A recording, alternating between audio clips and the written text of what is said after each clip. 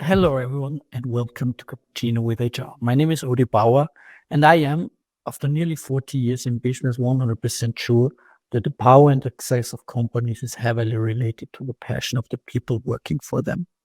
With Cappuccino with HR, we created a format at WeAreDevelopers, which is really designed for HR professionals, recruiters, and leaders to meet over a cup of coffee and have often discussions on everything from HR trends and leadership to sourcing of talent acquisition and to the life cycle within companies. No really set agenda, just nice conversations with people that we invite as our guests.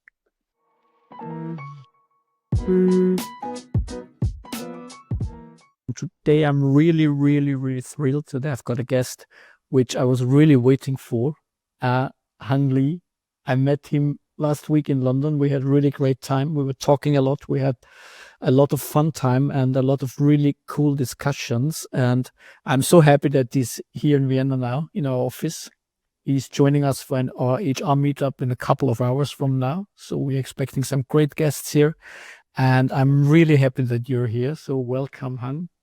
Thank you very much, Rudi. It's been 10 years since I've last been in this city. So it's actually, I need no excuse to return, but wonderful. I can visit the city, but also attend the WeAreDevelopers HR meetup as well. So yeah, perfect. Amazing. I mean, today in the evening at the meetup, we are talking about, and you can find the content online later on as well. We are talking about a recap of 2024 and an outlook of 2025. It was one of the most crazy years I had in my 40 years career.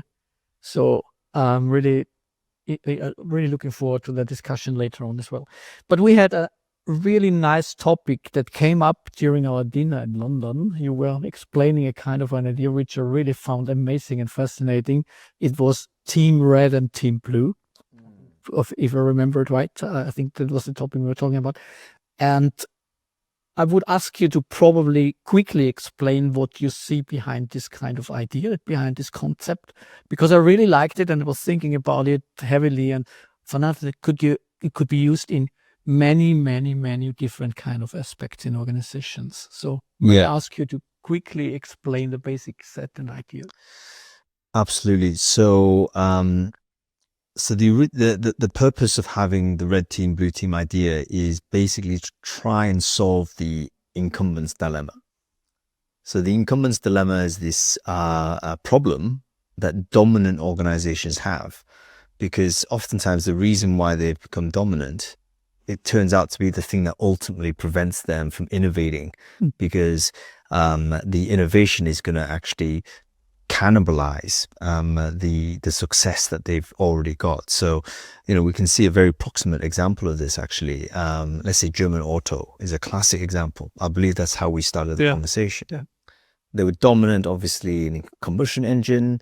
They knew that EVs were coming, batteries were coming, everyone's going to switch to this. 20, 25 years, but they have not succeeded to create a viable, commercially viable EV that the people want to drive. And the reason is obvious, is because basically they make too much money, or did make too much money selling the combustion engine cars. And so they weren't able to invest in something that would be a threat to those cars. So multiple examples of these exist. You can even go back to, why did Google take over the internet to begin with? Microsoft were the dominant on the desktop. If you remember back in the day, Internet Explorer was the browser everyone used. It was like bundled in to the software. But it was very difficult for them to think outside of the desktop service. Like, where was the money in browser? It seems like a lot of money wasted in doing this. And of course, now we see cloud as the huge sort of revolution. And Microsoft, we're really about 5 years behind everyone else. And they're only just starting to catch up now. So incumbent's dilemma is essentially very common for any institution that has market dominance. The thing that's making them dominant is also the thing that's stopping them from innovating. So different experiments have occurred to try and like solve this. And one of them is that concept of red team, blue team, which is to say, what you want to do is to create a special team or two special teams internally that have not only opposite purposes, but directly adversarial purposes. So the red team is there to actually proactively sabotage the blue team. Okay. So the blue team may be a product team doing this, going to produce a new feature, it's going to deliver it into this market. That's great. Well, the red team's mission is to find a way to make this a disaster. How do you do this? Well, you might do it by releasing another feature for free to compete against that. Or you try and basically operate as the nemesis internally against this objective. And the concept is, look, better you have the nemesis internally in your business than have it externally, because guess what? Those nemesis do exist externally. Yeah, definitely. And it's through that internal sort of competition that you might kind of generate the innovation that that ultimately helps you stay ahead of the real competition on the outside. So that's generally the red team, blue team concept. Okay. And I mean, as we are having a lot of discussions now in HR, AI is super prominent. Everybody's talking about AI can solve it or will solve it, or probably it's more hope than reality. But could it also be used in a kind of an organizations to have probably the red team is pro AI and the blue team is totally against it and focuses on the human issues? That seems to be an obvious thing to try. Yeah, I don't see why not. Rather than have so the distinction here is, rather than have a strategy like where you've mapped it all out and everyone has got aligned to strategy, you kind of say, look, we actually don't know whether the strategy applies to this future because the future is changing. We don't have access to all the relevant information in order to draw a proper, a path to the end goal. Better off we kind of create competition internally, and then we, from that competition, we actually make the forward progress. So I think absolutely could be applied that way. I'd even go further. Maybe you set AI to be the red team. Yeah. Then you could, well, why not? You could create some sort of artificial intelligence whose purpose is, okay, you're meant to disrupt the human effort here, or to improve it, or to somehow disintermediate it, and that could be very educational how you're meant to do things. I mean, if you think that further, you could use for becoming more diverse and inclusive as well, because I think it's the same kind of you can really apply it to everything. It may even be described as like the next level diversity. Right. Yeah. Because we're very good at diversity so long as it's within a constrained box. Like we're kind of diverse, but wherever it goes unsafe, we're very terrified of it.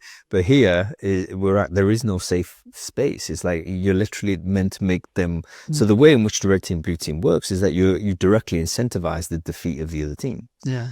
So you are rewarded if you actually disrupt their plan, and that's your incentive. So you align the incentive to behaviors, and therefore you actively go and do the opposite, or even worse, sabotage them and their efforts. Do you know companies or probably branches in the areas that are using it? There's many companies that do it. I think some less effectively than others. I was introduced to the example actually by a Chinese company, by Huawei, and that's what they do.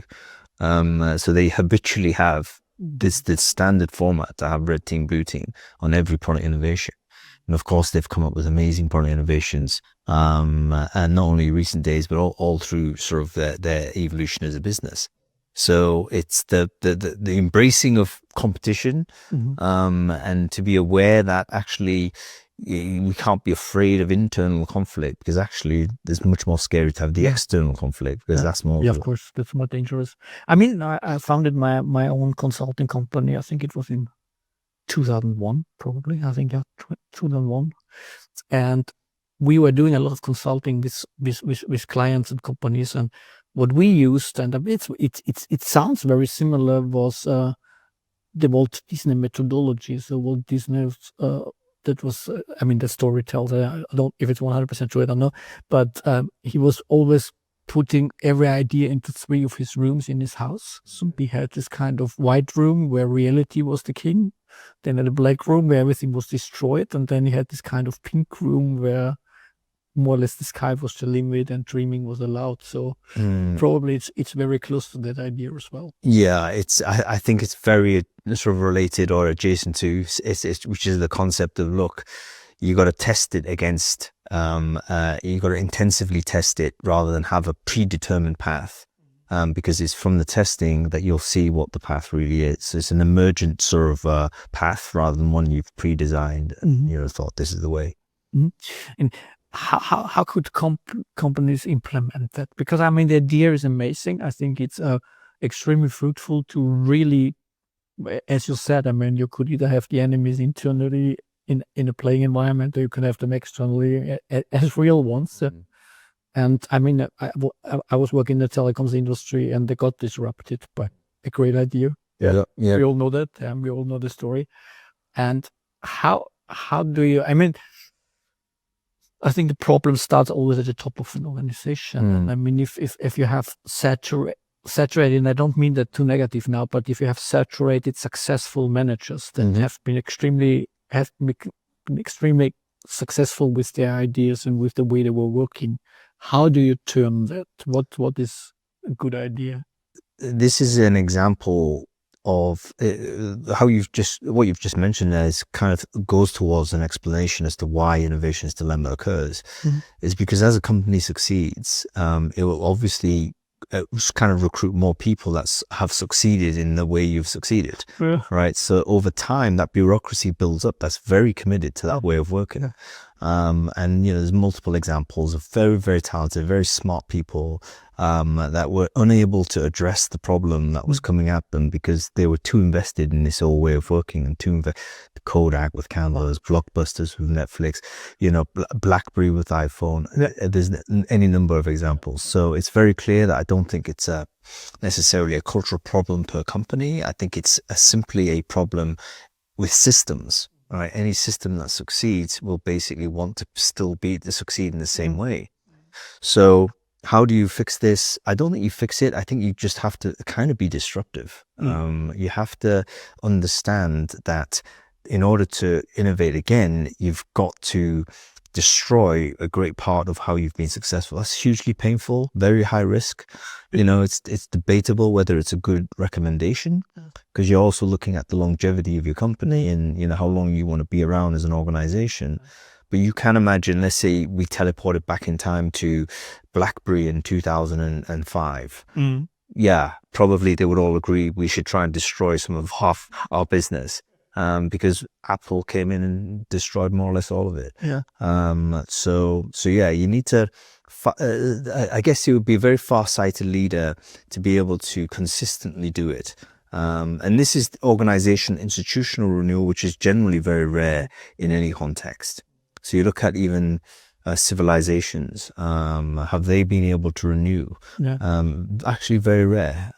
Most civilizations simply succeed, and the vested interest in the success kind of just keeps the inertia going in this direction.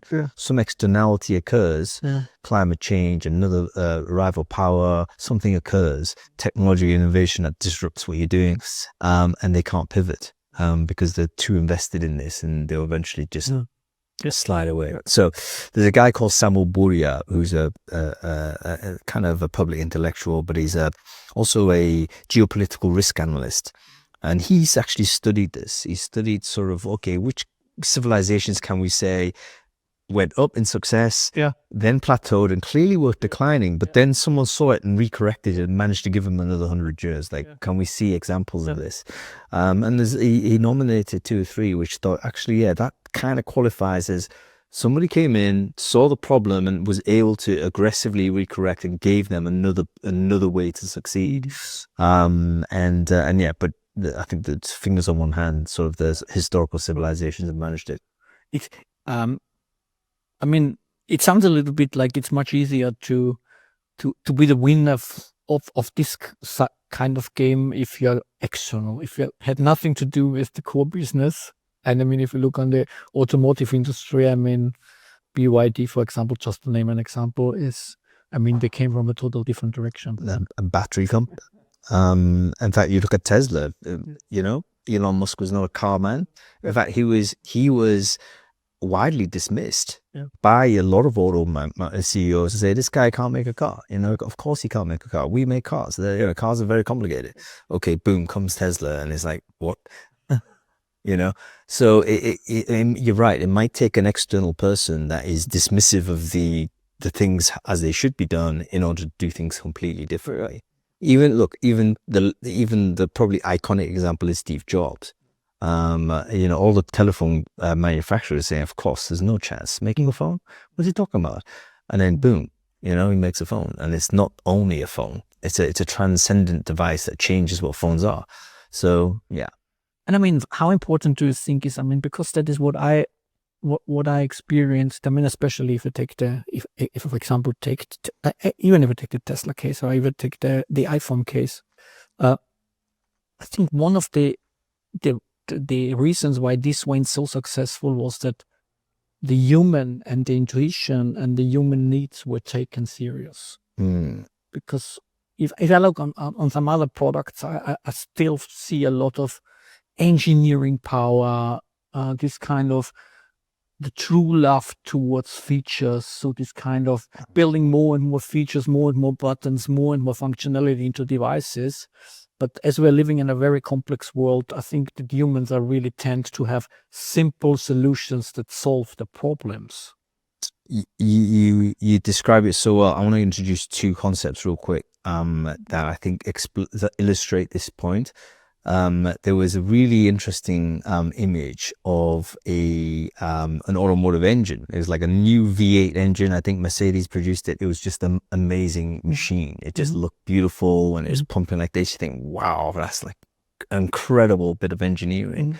And some like a Twitter hack kind of, I think it was Paul Graham or something like that. He mentioned, what? There is a point where when you have amazing engineering complexity, that's actually the point where it's finished. Because they put so much in to make this amazing machine that probably only like very small numbers can ever be produced, that you realize it's probably over. Like, this needs disruption because there's going to be a simplification coming. And a second example close to home, but my mother, who, she's not ancient, she's like 76 or something, but that kind of a era, she only understood how to get online with the touchscreen. Yeah. Right. Because I couldn't work it out why before the phone came out. Like, why can't you just press this button? Look, the button's a secondary interface. Like, it's another layer of interaction that you're asking someone to figure out. And then the output comes up into a screen which is different from the input device. That's confusing for someone who's not used to it. Yeah. So suddenly the iPhone comes out and you can directly interact with what you want. Boom. She's on.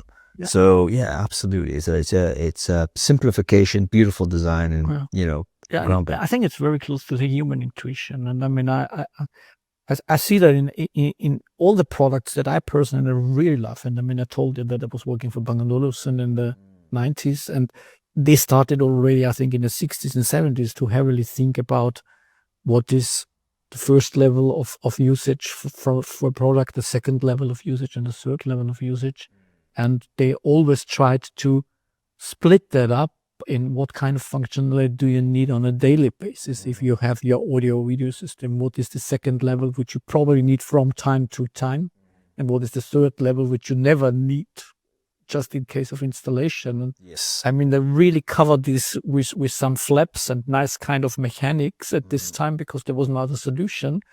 And I still wonder if I take some kind of modern products, how difficult they are to handle. And I mean, I think that's probably one of the tricks as well. 100%. I mean, that's the entire sort of concept of UX, right? It's how do you actually make it so that you don't have to train the person to use it? Yeah. Like, it should be intuitive. It should just work. And there is like a design.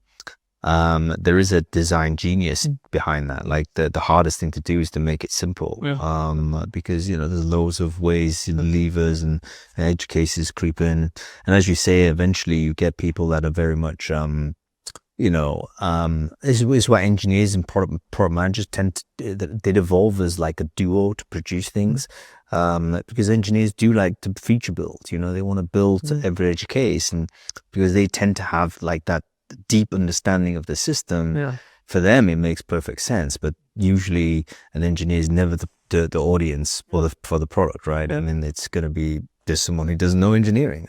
So yeah, that's a different thing. If companies tend to rethink what they do, and I think as we are living in kind of really changing times, I think there's no branch. I think there's no one is definitely secure. I think so. What we did the last 10, 15 years, I think it don't last forever. So, what's the best strategy if you want to set it up in this blue team and red team kind of manner? What is the best to really put a team on it that destroys everything would make you successful? You know what? It's very difficult. You can just be a complete destroyer, right? So you can eliminate the idea of red team, blue team, just be red team, and we're going to just swing in. Probably Elon Musk on Twitter would be a good example of that. Where there wasn't actually a defensive option. He was just like, oh, we're just going to fire everybody. And theoretically that could work, right? Because you are destroying what was kind of successful on the way down, and you know, you can reboost in some other way. So there's aggressive creative destruction. But I would imagine most people would want to not behave as brutally as that, whether through ethics or even through efficacy. Like, it might not be the most efficient way. In which case, you know, we need to just contextualize a little bit, because the red team, blue team seems to only exist in its kind of true form in large scale organizations that are typically product led. I can't see that really happening, let's say, in a legal firm, or something that's exclusively a knowledge business, maybe. I mean, there's a bit of context behind that, but the idea of kind of aggressively attacking your own business plan, or aggressively attacking the current way you're working, I think it's generally a decent habit. Maybe you could second someone to do that. You could pay someone to say, right, here's my business. I want you to kind of think about how you disrupt this. And I want you to kind of show me how to do this. And there's no reason why, you know, you wouldn't want to even implement the plan that person has produced, so long as you have some ownership of it. So if you do disrupt it, you end up owning a new plan that is better than what before. But I mean, it brings a lot of innovation into market as well. Because for me, a good example that I have in mind now is Uber. Yeah, when Uber came up, I mean, the taxi business in most of the countries in Europe was a really boring, old stuff business. It was nothing really spectacular positive. So I think it was static. It was a kind of definitely no flexibility at all. So you went into your taxi, you had to pay cash. Oh, it's even worse than where going. Taxi drivers were robbed every week, 3 times, because they had a lot of cash in the car. So it was even worse than getting into the cab and sort of paying cash. Like the innovation of Uber was to stop this activity. Right, the idea of going out there and like flagging down a cab, like we don't even realize how painful that is now. But if you've ever been there, you fly and then all these things go by, it's like annoying. So yeah, Uber it's an example of like simplifying. Like, no one even knew that was a problem to be solved, but it totally solved the problem. And since we used Uber, it's like you now have that expectation of this is how, you know, cab services should operate. You shouldn't have to go onto the street and stick your hand in the air. I mean, and it also accelerated. I think it really accelerated the way of innovation in the business. Yeah, and taxi companies have responded. You now can order in the same way. They now have maps, so they can show you all of this. There's pricing is explicit and preset beforehand. Generally better and safer. So I think ultimately, you know, Uber has had a lot of criticism, and people say, yeah, it's all VC backed, and you know, these days the term might be overcapacity. You know, in the sense it didn't make any money. But hey, at the end of the day, they level set what the expectation was, and everyone else had to step up, and the consumer at the end of the day has had a better experience that they would definitely not have achieved had the Uber not appeared. If people are really interested in this kind of methodology, could you recommend some kind of literary books, or do you have something in mind? Honestly, no. And I should. But there have been books published specifically on this topic. But nothing comes to mind straight away. I could tell people, hey, take a look at it. We have to share some links. Yeah, that's no problem. And what my problem, my last thought as we are anyhow, I think we reached already the time limit, so we'll for the episodes. If somebody wants to address his boss, because I think not all of us are the top heads of the companies we're working for, what is a good sales argument to probably get that running in an organization? Yeah, really interesting. How do you manage up, right? You know what? I think that the different techniques, different personalities, and what works or not. But I think bosses really appreciate their staff being able to not only be direct, but also so announce that they may have what they're about to say may be difficult for the boss to hear. Right. So I would start like that. Yeah. Because the boss is usually used to hearing positive yes stuff and all this kind of, this is where all the presentations or all the reports, it's all about, yes, it's going great, boss. That's generally what you're doing. Right. But if you wanted to actually create change, I would say, hey boss, what I'm about to say is going to upset you. Are you able to have this conversation right now? Then it focuses the attention and say, look, I think we should do this, this, and this, because this is going to happen. We should control it. I think you get the attention. I think you'll get the absorption of the information. And I think the boss would probably be impressed. That individual typically doesn't have a lot of conversations where they can have this type of dialogue. And that's like mega useful. People are able to say stuff like that. I think that's really great. I really enjoyed this kind of topic. I already enjoyed it in London at our dinner, because I think the concept is really, I think it's simple on one hand, it's difficult on the other hand, because psychologically I think it's really difficult, but it's extremely useful. And I mean, yeah, in my personal career, I saw disruption live. I saw disruption from distance, and I think you're totally right with if you don't create this kind of competitive environment within your own organization, it's definitely coming from outside, and that hurts definitely much more. Not only hurts, but it seems that as soon as the external opposition has emerged, it seems that the incumbent's dilemma turns into, okay, you're definitely done. Yeah. Like there's very few examples where the incumbent has been disrupted and they've actually responded. Yeah. So yeah, I think there's a point where you got to do it before even the external kind of emerges. It was a pleasure. Thank you very much for this conversation. Thank you very much for taking the time for this cappuccino with HR. I saw in the meantime the cappuccino arrived as well. Oh, probably it's all free. Now it's time to drink it. Yeah, amazing. I think it will be live served. So great together. So you got your cappuccino right as well. Perfect. This is a great way to end it. Yeah. Thank you so much, and for you out there, I hope you enjoyed this kind of episode, and stay tuned for what's coming next. Thank you so much.